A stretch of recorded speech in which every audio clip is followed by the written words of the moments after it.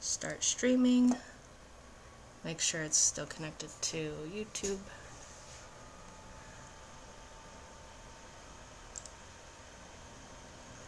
And we're live. Hello. Hopefully everyone can hear me. This is Deke Stella for our first YouTube live stream. I am one of the partners at Soda Pop Miniatures, and this is going to turn into a monthly...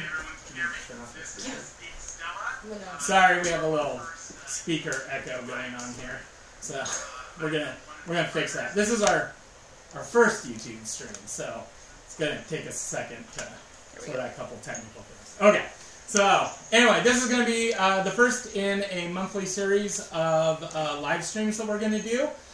This first one is going to focus primarily on questions and answers for things that you guys have brought up to us in Kickstarter comments, Facebook, email, stuff like that, that you'd like us to answer questions for you, as well as questions that you put in the live stream while we're running. Like I said, this is going to be a once a month thing. This first one will stick with a straightforward Q&A.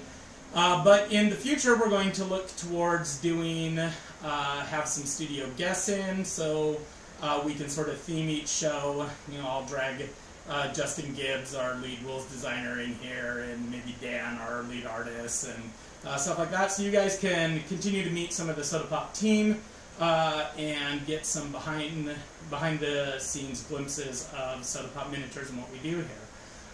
For today, I'm going to start with a list of questions that we have compiled from our, like I said, Kickstarters and emails and Facebook and whatnot.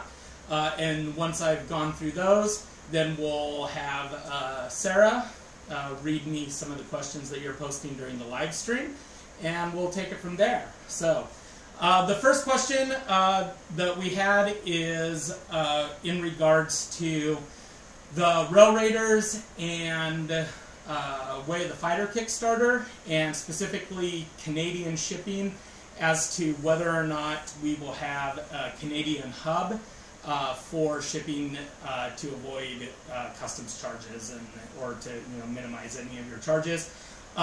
Right now, our plan, we didn't have a lot of Canadian orders for either of those games. So right now our plan is to not necessarily have a Canadian hub. However, we are very conscious of the fact that we, on the Kickstarter, we said we were going to have one, and that you may have pledged so that you don't get customs charges. And we're very conscious of that fact. And if we can't find a solution to eliminate your customs charges, then we will, still set up one. Set up a hub despite the lower number of orders to make sure that you get your stuff delivered as promised. Sans your customs charges. So that's our first question. The second question is on the Rail Raiders retail box and the Lawbot lockbox, and what exactly are Rail Raiders backers getting. The vast majority of U.S. pledges have all been fulfilled, except for the couple outstanding items that we talked about in our last Kickstarter live Q&A, and those will be shipping to you as soon as they arrive. So most of the U.S. backers, you've already seen what you've got in, but I want to make sure that for you international backers, you can actually see what the Lawbot lockbox is. So the Lawbot lockbox was a Kickstarter Special Edition Collector's Edition box that was one of the stretch goals. This is my personal one, and I have it upside down. So, that was one of the stretch goals, to unlock a Collector's Edition box that is thicker and bigger and can actually carry all of your stuff, both the rewards, the core game, and all of the expansions. Inside you can see that it's a nice set-top box, two-part, It can hold all of your tiles, including your expansion tiles, all of your cards, including your expansion cards. This is all of the models, including both expansions, your dice, your tokens, everything, your rules. So it is designed to hold literally your entire Row Raiders collection in a nice Kickstarter commemorative box. We apologize that we were unclear that this was replacing the retail box. And so for any confusion that stretch goal caused, we apologize. But as you can see, it's a nice box that can hold your whole collection. So for those of you who haven't seen the Lawbot lockbox, that's what it is. We also, like I said, we did a similar thing for Ninja All Stars, where we did a big, massive guy, which you can see here. And one of the feedbacks we got on that was it was a really cool box, but as you can see, like if you put it in your shelf, can I see that, Sarah? Okay. Yeah. If you put it in your shelf, there was no logo on the side. So that was actually one of the things we made sure to correct on the Lawbot lockbox, so that no matter how you put it in your side or in the shelf, you still got the logo, so you can see it very easily. And so this is the Lawbot lockbox. And like I said, once again, I apologize for the confusion that stretch goal may have caused. Those were our main non-Super Dungeon questions. So now I'm just going to launch into my whole list of Super Dungeon ones, and then we'll get to the ones directly from the live stream. So the first question we have is, what exactly is Super Dungeon Legends? All right. Super Dungeon Legends, from the time we ran the Kickstarter, the actual vision for what Super Dungeon Legends is has not changed. Super Dungeon Legends is designed to be to take your Super Dungeon collection and be a role-playing game light board game. And what I mean by an RPG light is it is still, Super Dungeon the board game. It is 100% still a board game. You still use, all of your dungeon tiles, all of your models. The dice you use are the same dice. However, and even the basic mechanic, which is roll more stars, and I have a strength of 2 blue and 1 red, so I roll 2 blue dice and 1 red dice, and I want to roll more, roll lots of stars. All of that is exactly the same. What this brings is it brings connection and story to your adventures. So Super Dungeon Explore and Super Dungeon Arcade, what they do is they're really designed just to be like a super monster bash. For one night, one game, by the end of it, your heroes are super juggernauts. If you've gotten lots of loot and treasure, that is awesome, or dead if the console beats you. But like it's just a monster mash. We've introduced some new scenarios into Explore that allow you some variant ways to play, and Arcade has plots and challenges, but ultimately the main focus is just one night, go and fight each other, and try to beat up a lot of monsters and be awesome. Legends, we want you to be able to tell a story, and we want your characters to sort of take that hero's journey from new neophyte adventurer to epic legendary hero. And so how Legends does that is it makes it so that you go on a series of adventures. Now, an adventure can be like a normal Super Dungeon Explore game, where you literally just go into a big dungeon and you beat up tons and tons of monsters, and then you earn some loot, and you power up, and then you go into the next one. However, that's not the only way you can play. One of the things that we've always really stressed with Super Dungeon have built up in the background, and you guys have seen in, you know, bits and pieces as Super Dungeon has gone along, is a really rich world of Super Dungeon and Crystallia with, you know, we have monster ecosystems, and we have lots of lore about the different realms and the heroes, and the Dark Realm and the Consul and the Goddess and the Princesses. So we have lots and lots of stuff, and we've always wanted to be able to explore and share that with you guys as players more, because we know that a lot of you enjoy that a great deal. And so Legends gives you an opportunity to sort of immerse yourself in that better through sort of narrative storytelling.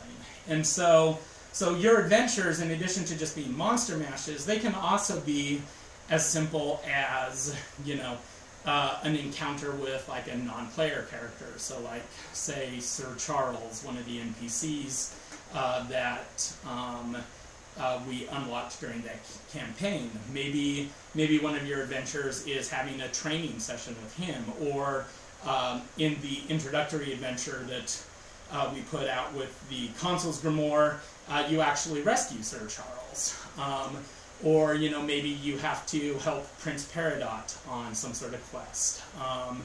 And so you can interact with more characters, you can tell a story, and as you go through those different adventures, having not just fights, but also, you know, interactions with the world, you can sort of tell your own story.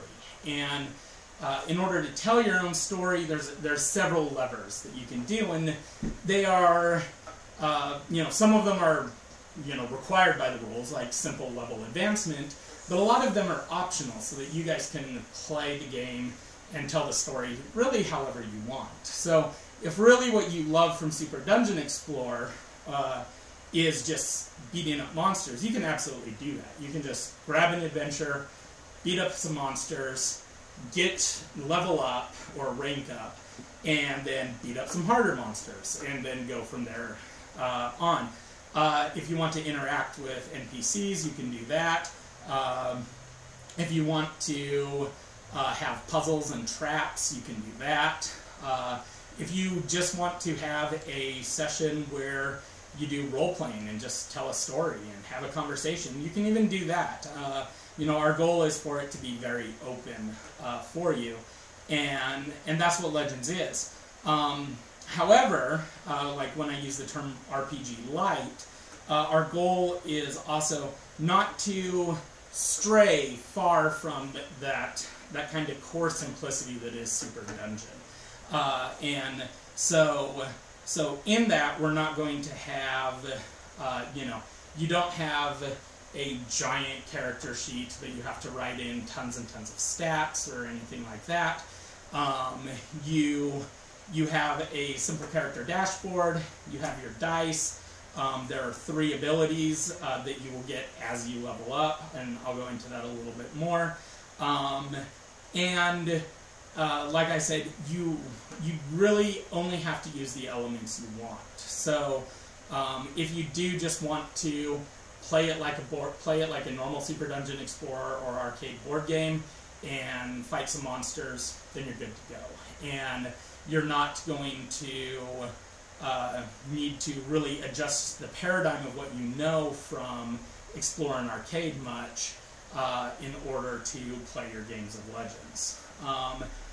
And so that actually leads into question number 2, which is, why isn't Legends just compatible to Explore?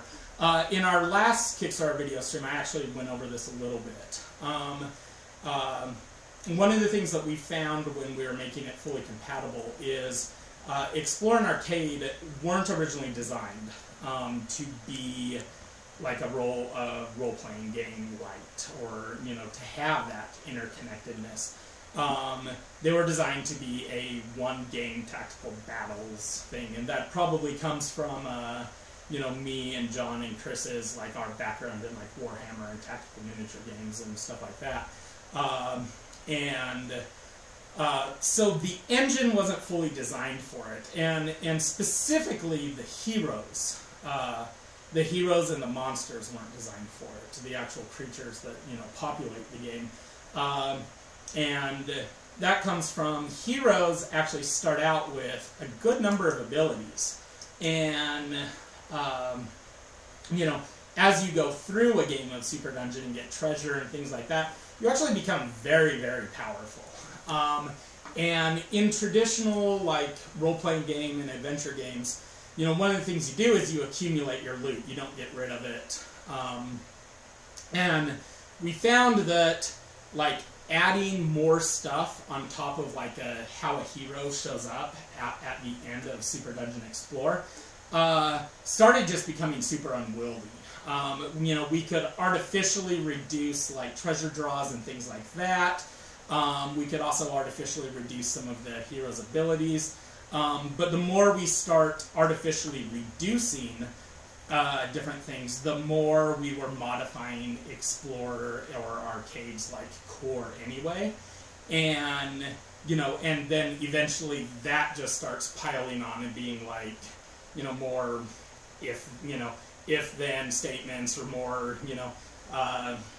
it turned messy really quickly. So we actually tried this for a while, probably too long we tried it. And it just became really, really top-heavy.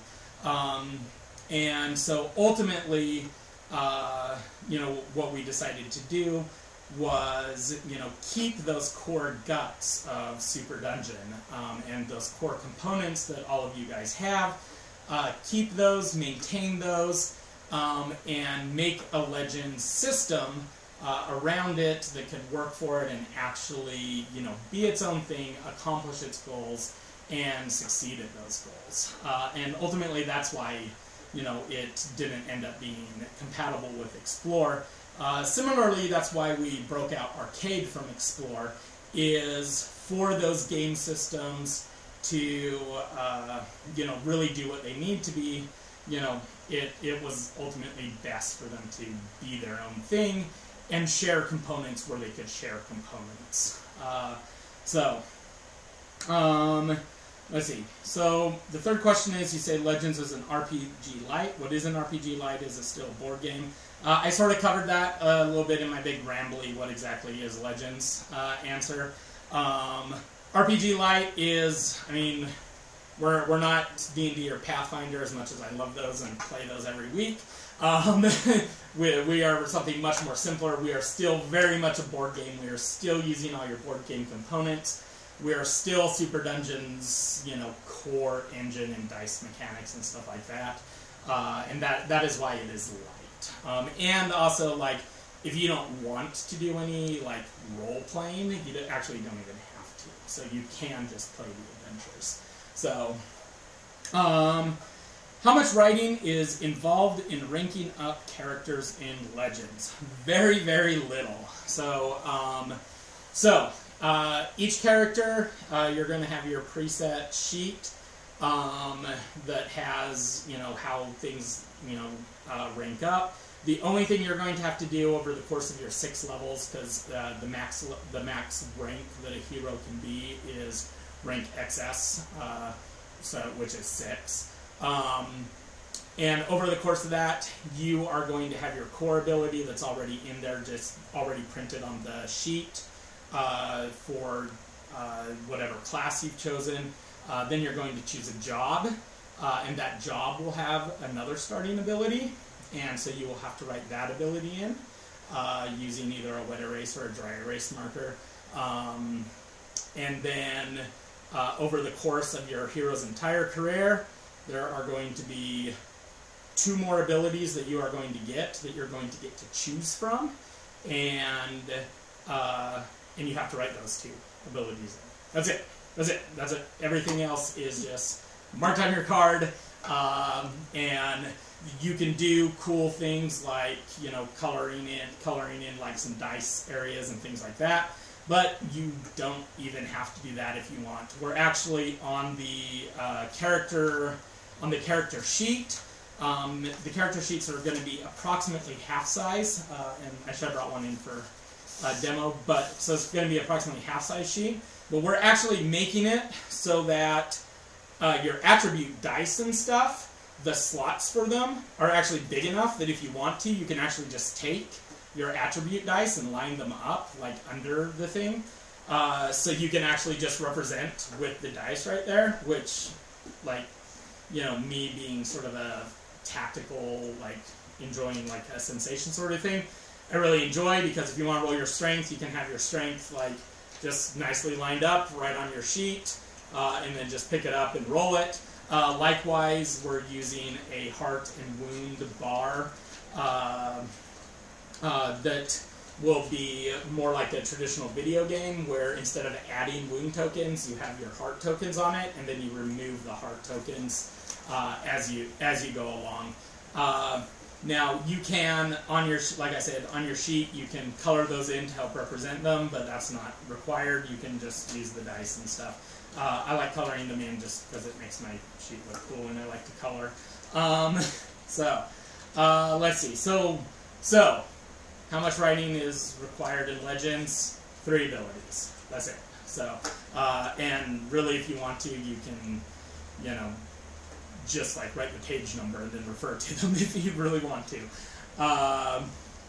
Okay, why did we choose not to include a card for every character ability in Legends? So this comes to, one, because there's actually there's actually not a lot of abilities that need to be written down on your sheet, as in there's only 3 abilities that your character is ever going to have. So there's not an onerous amount of writing by any means. However, there are tons and tons and tons of abilities.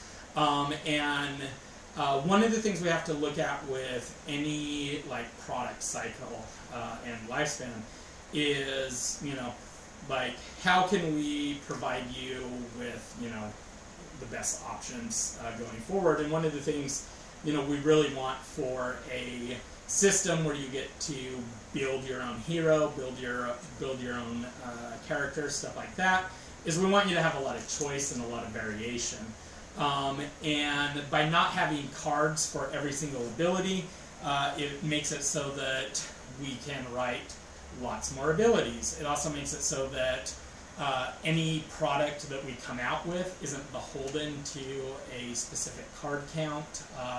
So if we think that, you know, we come out with a Frostbite Reach book and we want to add a bunch of abilities in there, we can just release a Frostbite Reach book that lets you have like cool abilities and background information on Frostbite Reach without suddenly having to, you know, put it in a box and print lots of cards.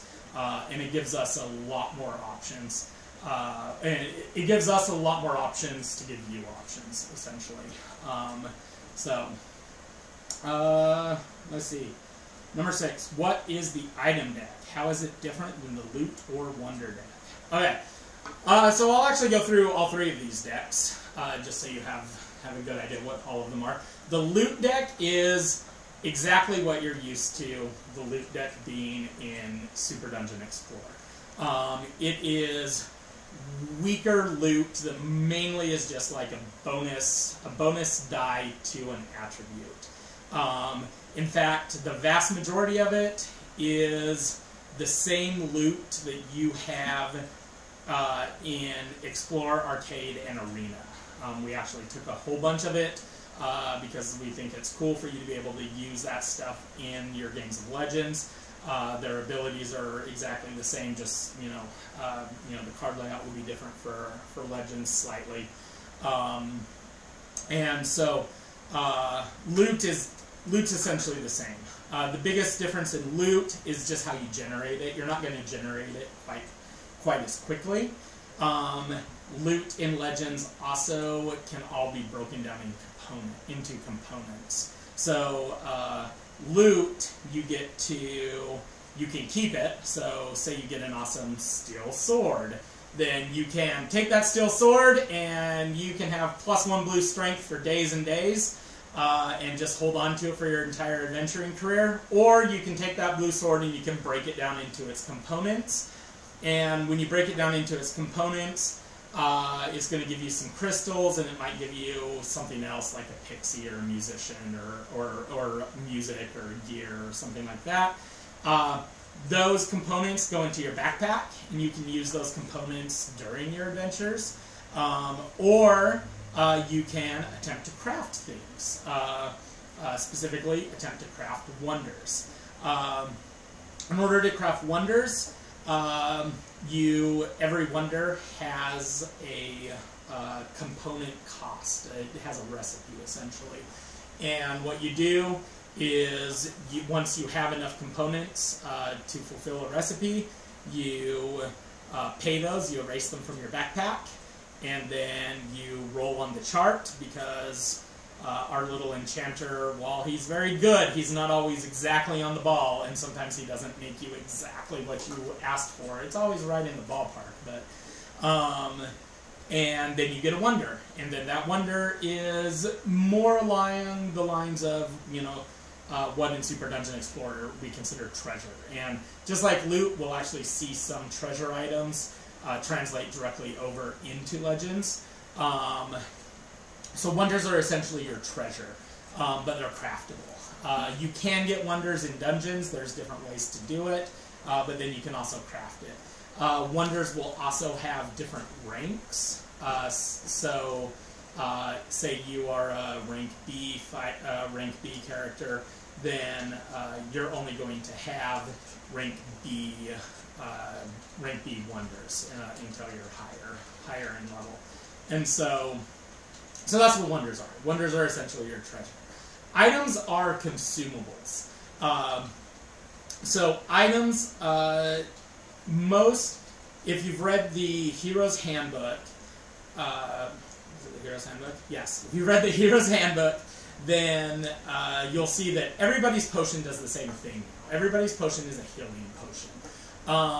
One of the reasons we actually did that is because I have found the vast majority of the time when I first teach somebody how to play Super Dungeon Explorer, the first thing they do when they're hurt is they go, I want to drink my potion, in order to try to heal themselves, whether their potion actually heals them or not.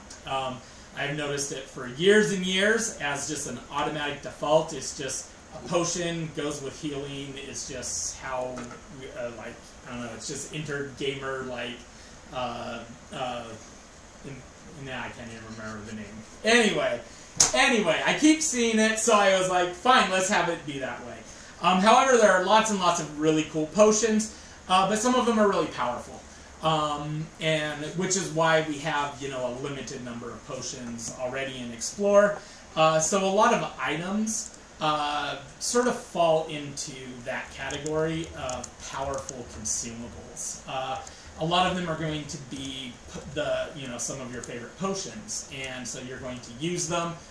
You'll use it once, and then you'll discard it, and it just goes back into the item deck, and you'll potentially be able to get it again. And some of them will require that you use the item and you use a potion token. Some of the more powerful potion items will be that way. And then there's also just some other items that will just be like fun, weird consumables that I come up with. And then, so items, you can get those through loot.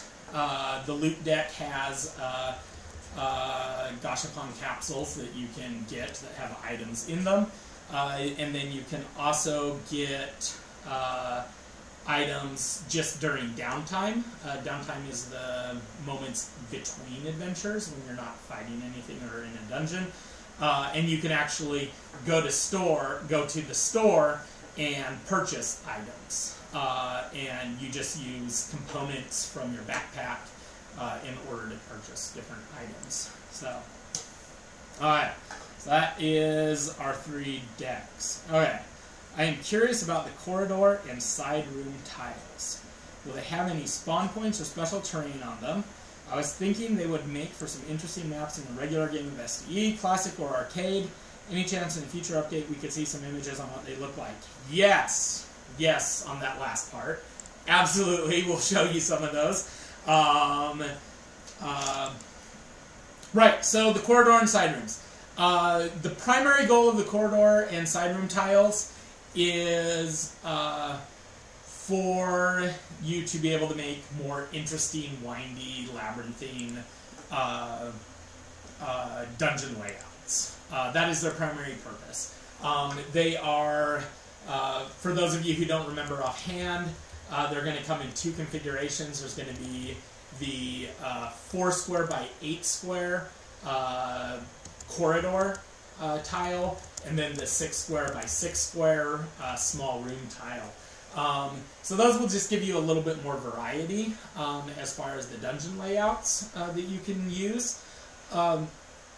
Beyond that, because they're pretty small, they're not going to have a lot of tile effects on them. We want them to be able to be pretty generic and pretty useful for, you know, multiple dungeon layouts. Because of that, we might have like some difficult terrain and some basic elements on there, but nothing too cluttered. One side is going to be Dragonback Peak themes. Dragonback Peaks themed.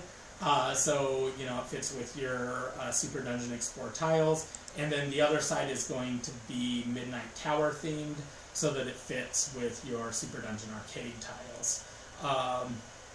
And then, in addition to, you know, just making a more interesting dungeon layout, in the Legends box, we'll have different tokens and whatnot that can be placed on those as well, like our treasure tiles and our door tokens and things like that, which will also allow you to sort of change those up and make different things happen during the game. So, okay, let's see.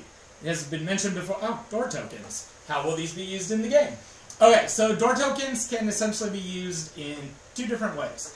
The first way is you can, anytime you line up a tile and there's the black border, and like right now, because how tiles are, like they're just square and they always have to be super perfectly flush, this is going to make it so that you can actually have tiles like offset, and then you can put a door token over those two spaces on like what would normally be a wall, and presto, you have a doorway.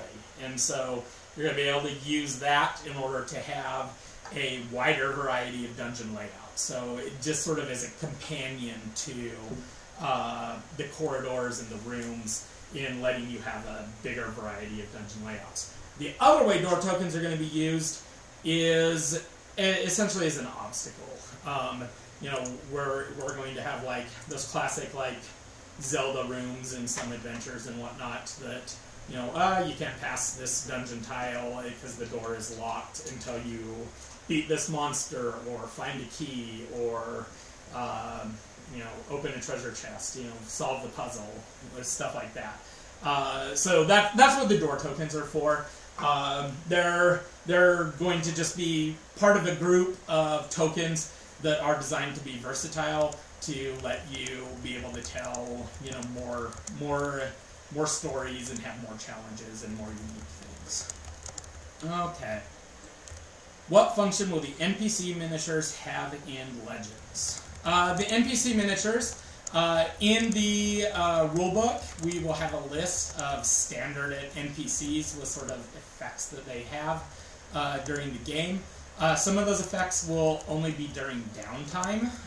So basically, there might be like like Burke the blacksmith. He might have an effect that, you know, you can go and improve. Or he does have an effect where you can go and improve like some of your equipment during your downtime.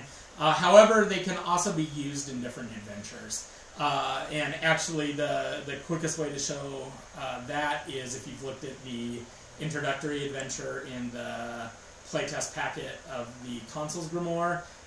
Sir Charles, the NPC character, is in that, and he has specific tasks. He is actually like one of your linchpins in order to be able to beat that adventure. And so NPCs can use it that way. We will provide, like I said, we'll provide you in the Consul's Grimoire, you know, a standard list of abilities that are tied to some of them, and then some adventurers might use them in that way, might use them differently. They also can just be used as hero models. One of the one of the big things to remember with Legends is while we have, you know, all of our normal heroes and archetypes and stuff like that, you don't necessarily have to use that model to represent your hero. Like, your hero can be any model you want. You can even kit bash it to look more and more, you know, more like what you imagine. And so those are also just really cool alternate hero models that you can have be whatever you want. So, okay. When we'll be able to playtest the first Legends campaign? Very soon. I'm writing that up. I'm finishing up the decks, all of the decks for Legends. I'm finishing those up. And then how we're going to end up rolling that out is right now we have the first just little introductory adventure, and it is, you know, and it's just a basic adventure.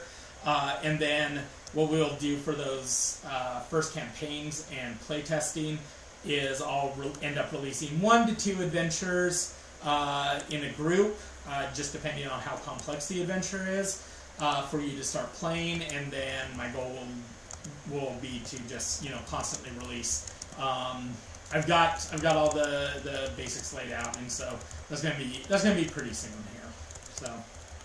So. Let's see. I don't like that the co-op versions of Legends has players dictate what the monsters do. Are you going to do anything to address this? Okay, so the adventure. And right now, you know, all we've shown is that little introductory adventure, and so it's, you know, pretty simple. Each adventure is going to tell you how the monsters work, what they behave like. It's going to have them do different things, whatnot. There is always going to be a component where the players have to control what the monsters do. You know, like, if you don't have a console, then, you know, somebody has to pick up and move the monsters. And there is also always going to be a certain element of judgment that is required. Unless we do, like, we unfortunately can't do, like, a video game where we have just an endless decision tree for every single thing with just, you know, a million, like, if-then statements. And so there's always going to be a little bit of player decision.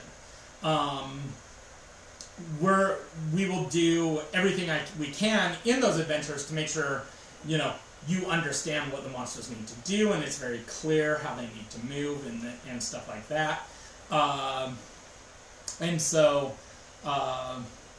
yeah, each adventure is going to have monsters' motivations and things like that. One of the things that we saw a lot in the comments was looking for more of, like, what Arcade has, where like it's challenge decks and this movement, you know, and it's you know, the different plots and the different things that monsters, you know, do. The really strict hierarchy of how they perform. We can't put a lot of that in the consoles grimoire because I want more flexibility for both myself and for you when building adventures to be able to actually decide how monsters behave. And so when it's a pre-made adventure that you get, all of the different plot cards, movement cards, the you know, the commands, all of that is going to be a function of the adventure. And we want a lot of freedom in being able to make it so that what we tell the monsters to do is based on the adventure, not just based on, like, a rigid hierarchy that, you know, was written in the consoles for more. Because that'll allow us to have lots and lots of freedom with how those monsters behave. And so just as like an example, you know, kobolds are everywhere in Crystallia, and there's different dragon cults and stuff like that.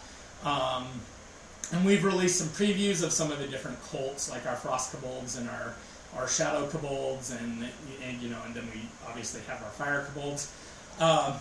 When I think about those different groupings of kobolds, I always think about them as also having their own personalities that are based on the region and the realm that they're in, and even their leaders and stuff like that. And so what I want in an adventure is the ability for me to go, okay, well, this tribe of goblins that you're fighting right now, they're very aggressive. They're very aggressive, and they are always going to advance and hit you and fight you, and they're going to go down, the path of just, hack and slash and murder and mayhem. But maybe, this other group is very cowardly, and I don't want that cowardly group. Maybe they're going to be all about, placating you, or just run away, or you can bribe them, stuff like that. And I want to be able to have those two different groups that behave in different ways based on their region or what's going on, and the adventure will tell you, how they're going to behave.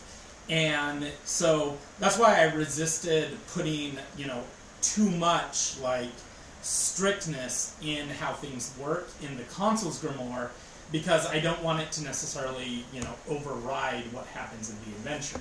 Now, that said, we're still in playtest, so as we start releasing more adventures and campaigns and stuff, if we start seeing things based on your feedback and our own internal playtesting, if we start finding things where we're like, oh yeah, no, we have to put in some, more base hierarchy stuff that just applies to everybody, then we're absolutely going to do that. Likewise, and I don't think this will happen, if we're just like, man, we really should just cover all of it in the adventure, then we can do that. Right now, our goal is the adventures. We want lots and lots of variety in them. We want, we don't want you to just be having a hack and slash every time. And so if you're playing arcade style, then you're going to be looking towards the adventures to provide the functionality that those command hierarchies, those plots, those challenges, the adventures are going to provide all of that. And through playtesting, we'll hit our good happy area on that. So, all right. So that is all of the that's all the questions that I had. So we had a whole bunch more questions, but we've addressed most of them actually just directly in the comment section. So now what I'm going to do is I'm going to have Sarah head through, and do we have some questions to need to answer? We do. I figured as much. Let's do it. We have no questions. No, zero questions. Zero questions. First, I will drink tasty Diet Coke. You do that. Okay, what do we got?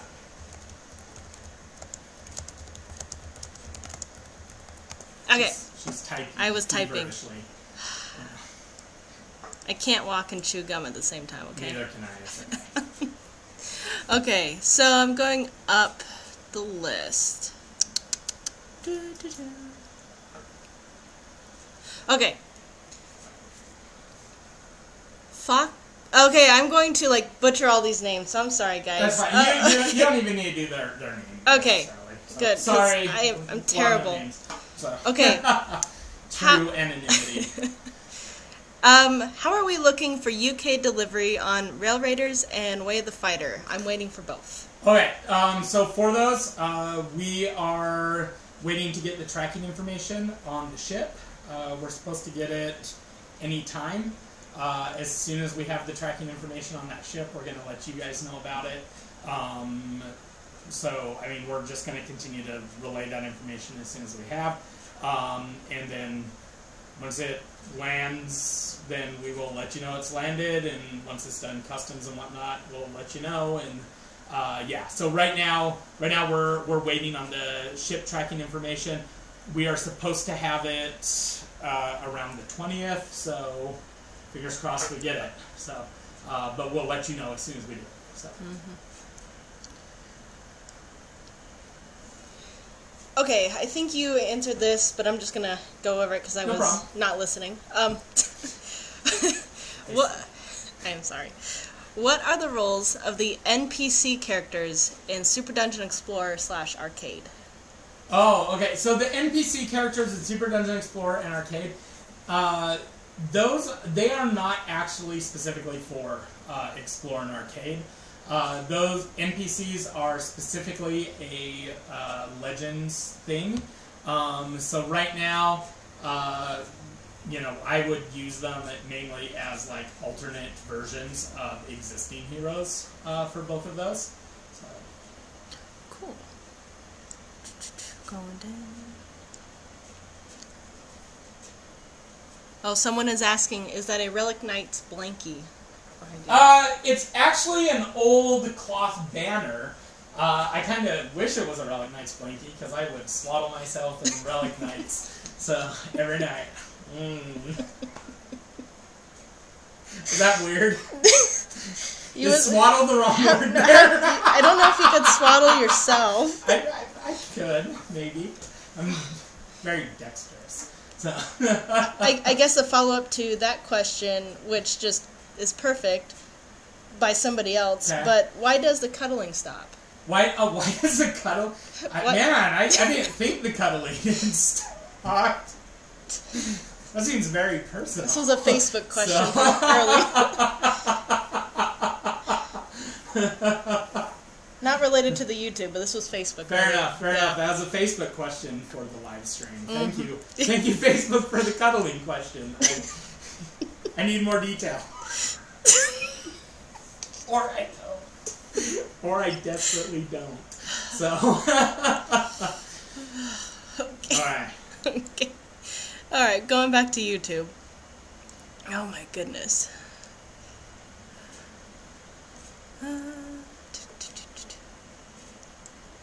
Some of these are... And if we accidentally miss a question, I am getting yeah. the impression that things are scrolling at a decent pace. If we accidentally miss a question, I apologize. We're not going to intentionally skip any question. No, and we'll be doing more of these. And we'll be doing more of these. So. Okay, here's one. What about the mini tiles for the Von Drac and Forgotten King? Mini tiles for Von Drac and Forgotten King. I assume, like, are we selling those? So right now we don't have any plans for mini ones. Okay. So the intention for those, like when we first showed in the Legends Kickstarter for the square and the corridors, we had put a generic tile overlay on them. I think we had actually used like the generic Dungeons of Crystallia on them because at the time we weren't certain exactly what template we were going to put on those. We specifically chose the Dragonback Peaks and Midnight Towers because they will match up with those two box sets, the two new core box sets. If they prove something that everybody likes and is cool, then we will absolutely look at doing some Von Drac and some Forgotten King ones. I think that'd be awesome. I'm a big fan of doing like more tiles and more layouts. So. This question might be for Anthony, who's not here at the moment, but there's a question. Is it too late to change addresses for delivery since I'm intending to move? So that depends on which Kickstarter you're backing and where you currently are. Generally, our address change deadline is 8 weeks, I think it is. It's the same as our refund deadline. Because we've started shipping. So it depends on what pledge you're talking about, and even if it's one that has already gone out, like definitely contact us at info@SodaPopMiniatures, and we'll do everything in our power to make sure that you get your stuff. So we don't want you to be left high and dry.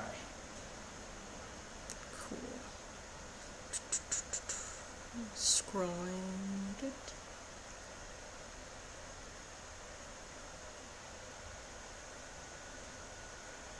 Well, and there was... I'm gonna vote while you're looking. I can't vote. It's been too long. It's been too long since I voted, since the 80s. So, I didn't vote in the 80s. I was a child in the 80s. Then I robot? I can't dance. I have zero dancing. You're so white. I have zero dancing.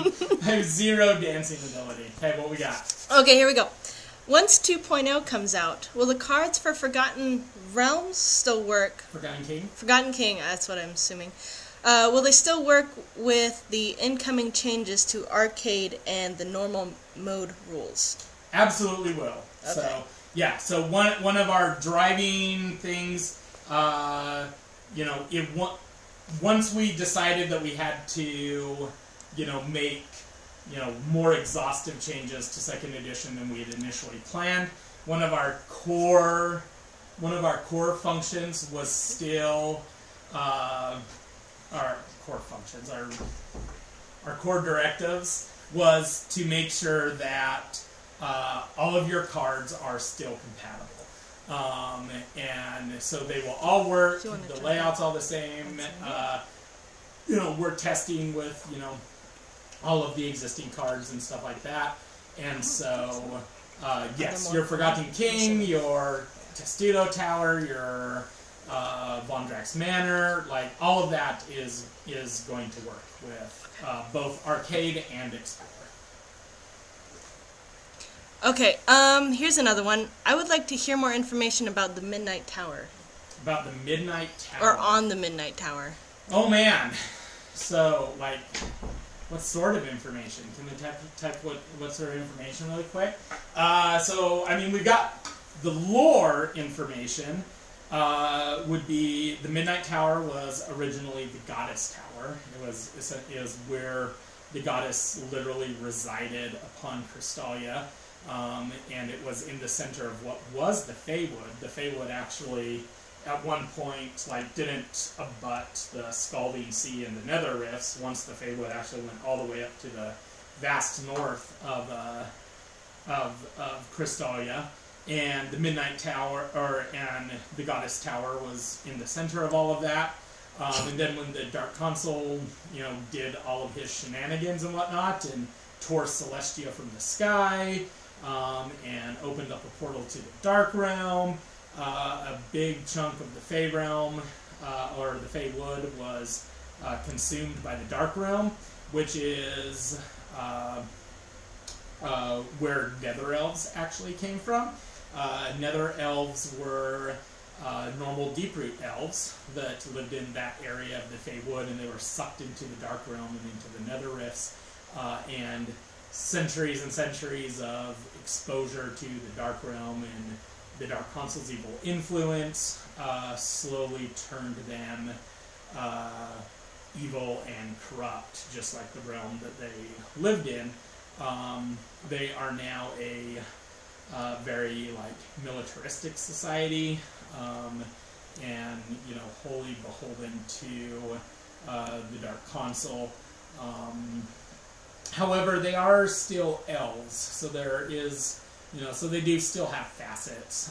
Some of the longest lived ones actually, remember the time before the fall, and I've always thought that a really cool hero for Legends would actually be, maybe a dark elf that was a child at the time or something, and can distantly recall the time before the fall. It would be a very old Nether Elf now that I think about the timeline, but it would still be awesome because old people can be heroes too, dang it. Old people. Yes. That made my dad smile. Right, and so, anyway, when the Goddess and the Dark Consul confronted each other in the Goddess Tower, then, and the Goddess essentially imprisoned them both within the tower. It became corrupted and is now the seat of evil's power, and that is currently being held by the Midnight Queen. And yeah, and so it's like, you know, the center nexus of all the bad stuff of the Dark Realm seeping into Crystallia and corrupting the console. That's sort of like the lore side. On the rules side, the Nether Elves are very militaristic. Like I was saying, they all have a key ability called Dread, which makes them more powerful if they're currently benefiting from stealth. So, as you can imagine, they also have several units that can cause stealth, so that they can benefit from the Dread, which I've always thought was a really cool, like cinematic look to them. That wherever these Nether Elves are, there's this creeping shadow and lurking shadow, and they're jumping out at you. They've got their assassins, they cause bane, stuff like that. Their mini-boss, the Knight of the Tower, is on like a spectral demon steed that can fly and whatnot. The Midnight Queen, she has her bodyguard Demonis, who is the big horse-headed clockwork, that is her guard. And he's awesome. He's actually can like show up on the board during boss sightings, show up and like mix it up with you a little bit before you even get to the boss fight, and he does a lot to protect her. And then so that's some of the Midnight Tower stuff. So. All right, Brendan has asked this. He says, how long, and this is probably a Anthony question, how long should refunds for SDEL, Super Dungeon Legends, take? I've been told my refund is processing for 2 weeks. I don't know. Yeah. If it's been taking too long, or if it's been taking a while, really the best you can do is just shoot another email to Scott at info@sodapopminiatures.com, and he'll be able to get back to you. Sending another email will pop you back up to the top of like the queue, and he'll hit you up. So that's not something I handle, so I'm not certain. So we might have to have one of our guests be Anthony for a video. You can ask him all the super crunchy stuff. So. Right. Okay, were you surprised at the amount of fire you took when you launched Starfinder? A bit, yeah. I mean, so. Guess that's more Ninja Division. So Soda Pop and Ninja Division are two different companies. However, so Ninja, like we went over this in our earlier video cast, but just for those of you who couldn't say it, Ninja Division is a publishing house. Soda Pop is Soda Pop Miniatures. We're a design studio. Where they're two separate companies. However, some of the owners of Soda Pop are also own Ninja Division, but they're not all the same. Ninja Division, in addition to publishing Soda Pop, also publishes a whole bunch of other companies' products that are like super cool. Anyway, so that's a little bit of our division.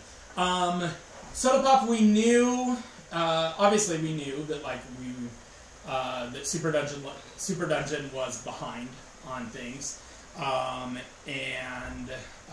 that we had problems with Row Raiders. However, Row Raiders was shipping or in the process of shipping. Like I said, it's almost entirely delivered to the U.S. The problems that we had, like some of the... What? Did we just lose me? No, I don't think so. Oh, okay. The camera was making weird noises, sorry. We had some missing components and stuff for Row Raiders, and, we're working to resolve that.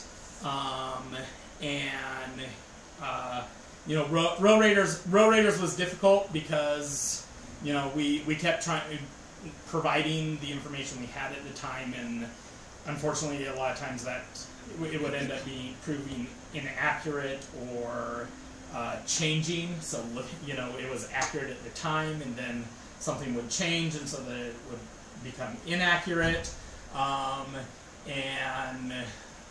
that was just as frustrating for us as it was for a lot of you,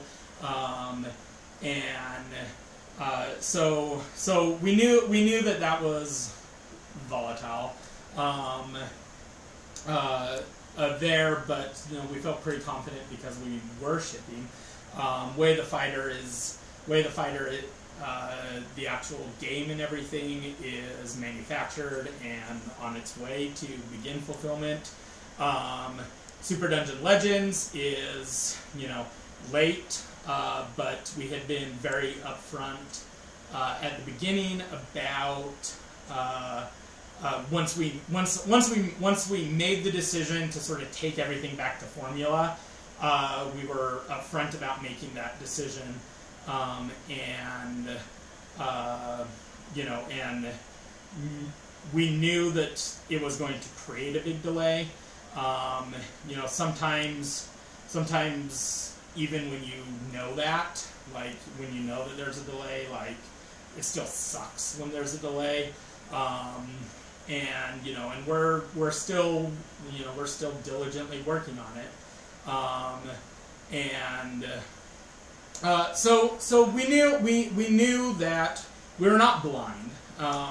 So we knew that we had backers who were mad at us. We knew that we had messed up in some communication places, and that we needed to improve in some areas. So we weren't entirely blind. I guess I would say that maybe the biggest thing that probably surprised us was some of the vitriol. Like when we did our first live cast, we actually had to preface it with no threats of violence and things like that. So for us, like when we have backers who for a $50 project that was late, or that we actually can like look and see that it's been delivered to them, but they're like threatening to burn down our houses, or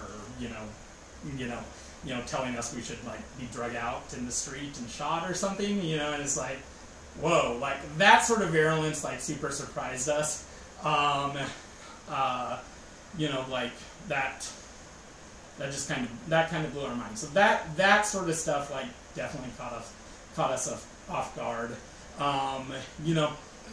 It is what it is. Ultimately, like I said, we absolutely recognize that there were 100% there were areas that we dropped the ball on. We always strive to do our best to give you the best possible information we have. Sometimes it switches around on us and it sucks. Sometimes we just don't get you the information in the timely manner we should. And we take that all on ourselves. So there was some surprise and some not, and some not surprise.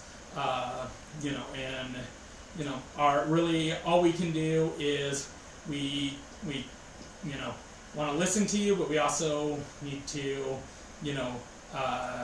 while also keeping our heads down, working as hard as we can and making sure you guys get all of your rewards, because ultimately, we want this in the market as much as you guys do. We have a great deal of love and passion for our projects. We all got into this industry because we wanted to make cool toys and tell cool stories and all of that. Like, that's why we're here, and we want you guys to be able to enjoy, our vision and our products that we bring to it, and we also want to be as responsive to you and your concerns as we humanly can be. And so this is just part of our ongoing growth and learning process as a company, as we become bigger, and as we do more Kickstarters and stuff like that. Learning how to best serve your needs, and so. Cool. Okay, here was a question from a little earlier. It's about cosplay.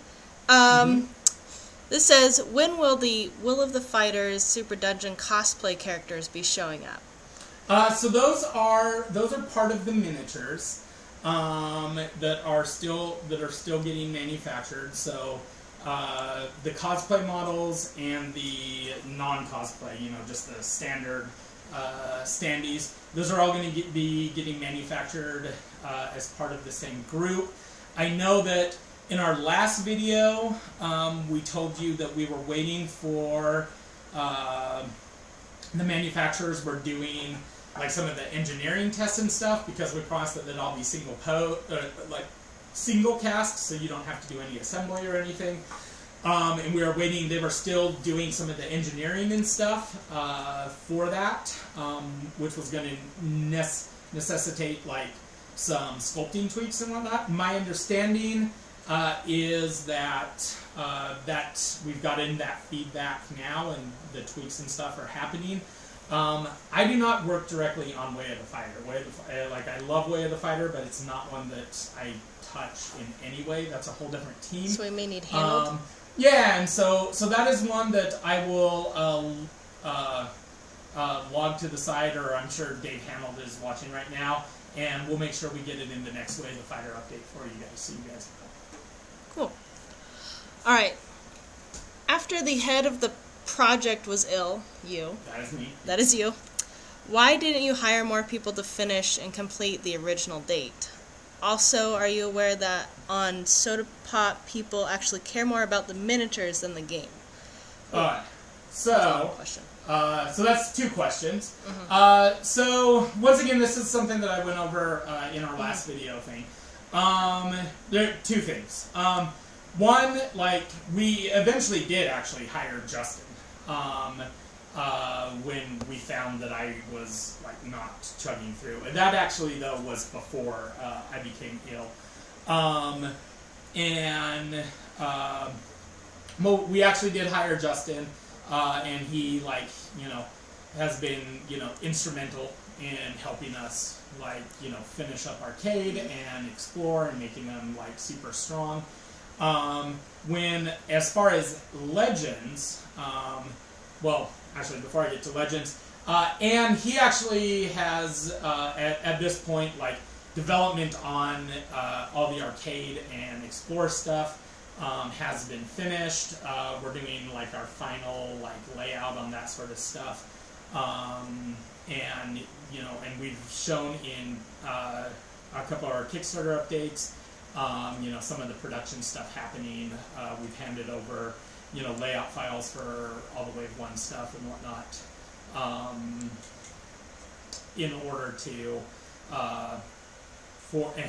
we've handed over those files, and we'll start getting e-proofs, and we'll show you all of that and whatnot. As far as Legends and not handing that over, I totally took that one on the chin in our last video cast. That was me being stubborn. I had a vision for what I wanted Legends to be, and even though I was not working at even close to 100% capacity for a while, I held on to it,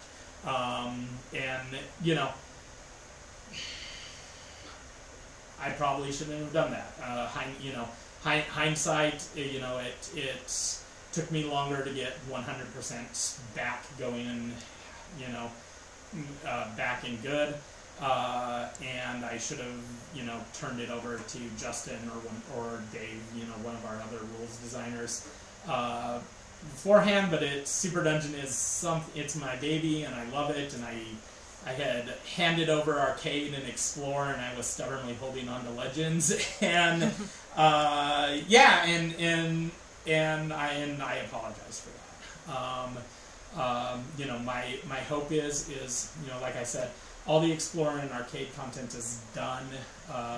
As far as development, it's just in final layout, and we're making the molds and stuff like that, and hopefully Legends, turns out to be something that you guys, really enjoy despite the delay. And, we are going ahead with production on the Explore and Arcade stuff, without Legends, so that that doesn't get held up anymore. And so, yeah.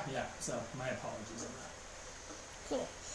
Have we figured out which cat burglar miniature we'll be receiving? If not, what will be the determining factors to that decision? We're checking on that. There was a miscommunication between the studio and our production group there. In that we got the cat burglar that you guys have seen physical picture of, the one that's like leaning forward and like this, not the cute one with their tongue out. We got that model as one of their test printouts, and we decided we didn't really like it. It's not that we didn't like it. The other one's adorable with her tongue sticking out. That's really where it comes down to. So the determination was made to do like an adjusted sculpt of it. Unfortunately, we had a miscommunication with production that we were doing that resculpt, and the mold for the other one has already been made. We are checking though to see if we can still get that other sculpt swapped in, just because of the nature of how they make the molds. We might actually be able to get it swapped in. We're going to do our best for that because it's the model we prefer, even though they're both like pretty big badass. And we'll let you know as soon as I find out. We'll let you know. So. What's the timetable for Frostbite Reach? So we actually get asked that. We also get asked about Ninja All-Stars. What's going on, because we had solicited expansion for Ninja All-Stars. Right now, Frostbite Reach and Ninja All-Stars, they both have some stuff concepted and worked on for them. However, just as being good custodians for you guys in the Kickstarters, we recognized that development-wise, Soda Pop, we had gotten a bit too stretched out, and so we put the brakes on the Ninja All-Stars expansion, Frostbite expansion, stuff like that. We put the brakes on those so that we can do nothing but focus our attention on our outstanding Kickstarters to make sure we get those to you. As we start wrapping up some of these Kickstarters and the development on those, then we will start looking at timelines for more cool Ninja All-Star stuff, more cool Super Dungeon stuff, things like that. But we needed to make sure that we don't get distracted from just getting out these Kickstarters to you guys, and so no timelines right now. I hope sooner rather than later, but right now our obligation is to you guys and fulfilling the Kickstarters. So. Okay, and did you all have a chuckle in the office about Boobgate? I have no idea what that is. About Boobgate? Boobgate.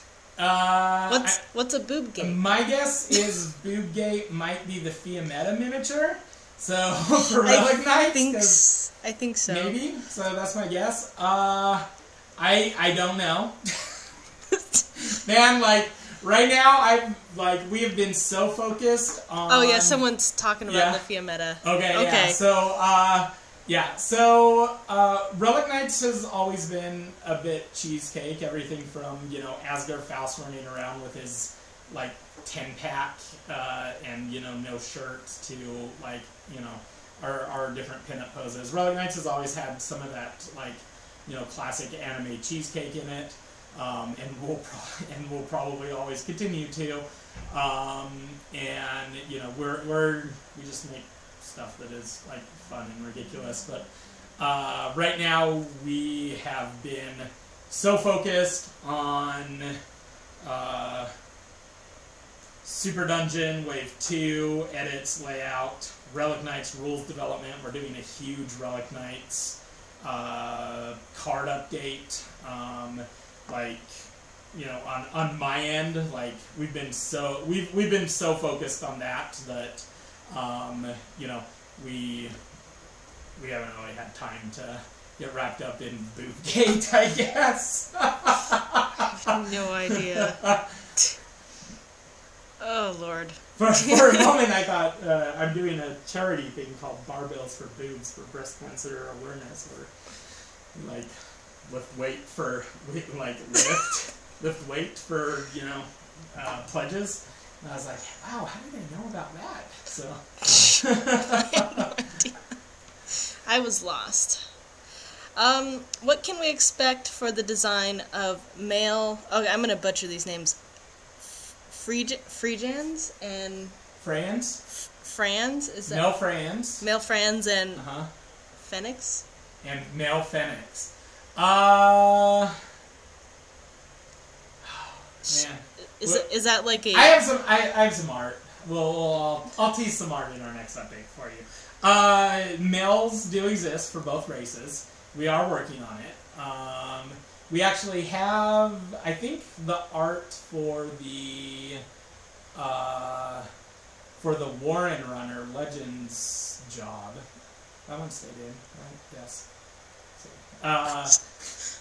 Sarah's looking at me like, what? I don't know what you're talking We wrote like tons of jobs before we decided which ones we're going to go into the main book, which just means you guys are going to get cool supplements with more jobs. But yeah, there are males for both of those races. We have some art for them, and you guys are going to see them. So you can expect, especially the Frans, once we get to that frostbite stuff that I told you we had to like put off, so that we could do the Kickstarter. But I mean, I think one of the Fennec illustrations for Legends is now. So I'll tease that if I'm remembering correctly. So. All right, we'll wrap up with a few more questions. Absolutely. Yeah. Okay, how about King Starfire? That was never in the Kickstarter. Yeah. So. Okay.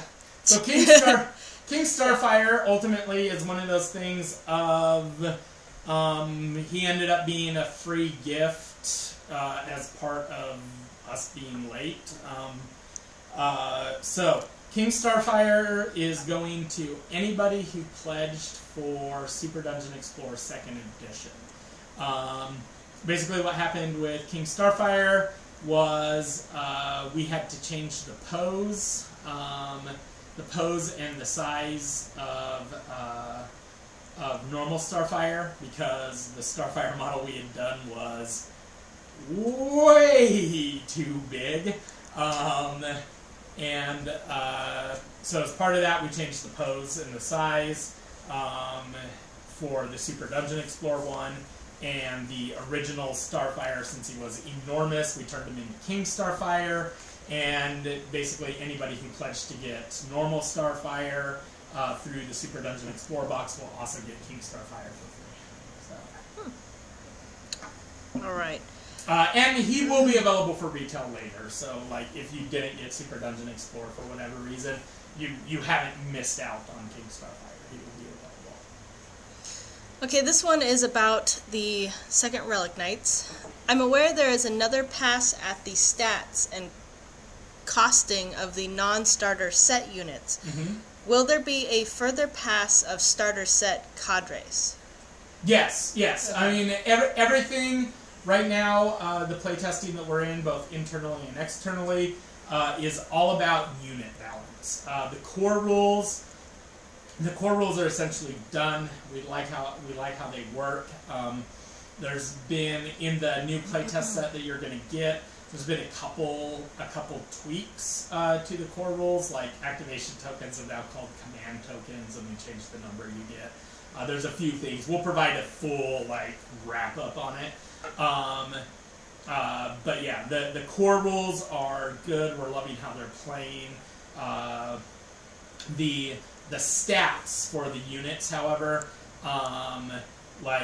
we didn't have a lot of parity in how some of the things were costed. We also had noticed that there was a lot more. We're just calling it dead hands, or dead, where it was possible to get hands where there was nothing in your hand you could use. We've changed up the costing of things so that you can utilize more of your hand and provide you with more options as to what you can do. So we did a lot of that. We also went through and we had the second activation token abilities, where if you put 2 activation tokens on a unit, those were proving really popular for a lot of units. And so we sort of codified those into what we are just calling a surge action now. And more units have those, so that you can sort of take like little cool mini activations. So between costing it so that you don't have as much dead hand, or you have fewer dead cards in your hand, and making more of these cool surge actions and stuff, it required us to go through like every single card and make sure we were all doing good. And we also did a pass on skills. What people's skill value was, so their melee, their range, and their psychic skills for what their points cost. And we had some wonkiness in there, so we brought that all into alignment, so that those are more balanced. This was a heavy card pass, essentially. But we're super happy with what it's looking like, and like I said, the core rules are, there's not a huge number of tweaks there. We are almost done. Because it is like literally every card, we underestimated the amount of time it would take us, mainly because we really wanted to check and make sure we're 100% on the same page, and everything is all lined up and using the same language and all of that. We took a couple more abilities that we noticed. We kept just writing out the whole ability, and we codified them into a few more keywords. So this is just a really good hard pass to address those feedback issues, and we're really happy with how it's coming along.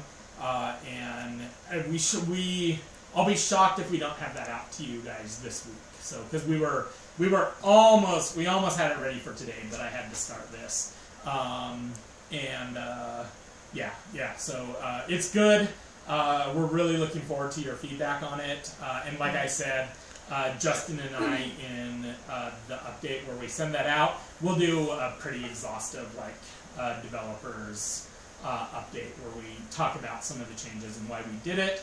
And I would also be happy to have a live stream Q&A with you guys about that, if that is something that the Relic Knights community would enjoy, where me and Justin and Dave just chat about it. So cool. And we'll do a couple more questions, and then we'll just end this, and then all of the other questions we'll answer tomorrow. So everyone's answer question will get answered, just not on the live stream. Okay. So, question from Tim. Any news on the console screen from the Super Dungeon Legends Kickstarter? We're working on the design for it. You're going to have it. Ultimately, I'm not going to actually build the console screen until I have Legends essentially 100%, because the console screen ultimately is just a big reference chart, or a series of multiple reference charts, and most of those reference charts, until I have them finalized in the rules, it's not going to make sense to keep having to pull them out and port them until they're all done. And so the console screen will be one of the last things that gets laid out for that. But as a old school RPGer, I am really excited to have one, just for the sheer dork factor. Bam, console screen. I am now in charge. You need sound effects too. yeah. That's all it does. Okay, last question for tonight. Princess Amethyst is the Midnight Queen. Do you deny it? Do I deny it?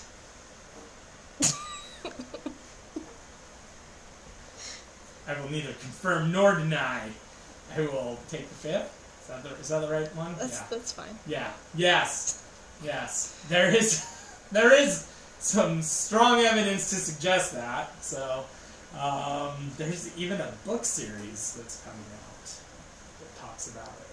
So not that we're working on, but books, supernatural books. Okay. Okay, so we're at 5:30. Yep. So like I said, we're going to end it here for today because we've been going for about an hour and a half. Where we will keep track of the questions that we didn't have a chance to go over live, and within the next couple days. It might be next Monday because, like I said, we do want to get that Relic Knights update out to you guys. We'll try to release and answer the questions. At the very least, we will save these questions and use them as lead-up questions for our next video cast. We are going to continue doing these live streams. I'm going to do at least once a month. If it warrants it, we might look at doing twice a month. One of the things I want to do is to always have a Q&A session like this, where it's just live Q&A. But my plan is also to look at bringing in people from the studio, like I mentioned, Justin or Dan or even Anthony, so that you guys can get to know them and ask them some questions, and we can learn a little bit about their processes and stuff like that. And just, turn this into a fun thing to do every week to supplement, traditional Kickstarters and social media posts and whatnot. If you have topics or things or content that you would like us to cover, please don't hesitate to suggest them. And be sure to subscribe to the Soda Pop Miniatures YouTube page and our Facebook so that you don't miss the next one. Thank you, everybody. I really appreciate you taking the time to hang out with me today and listen to me ramble on about cool Soda Pop stuff. Have a good one.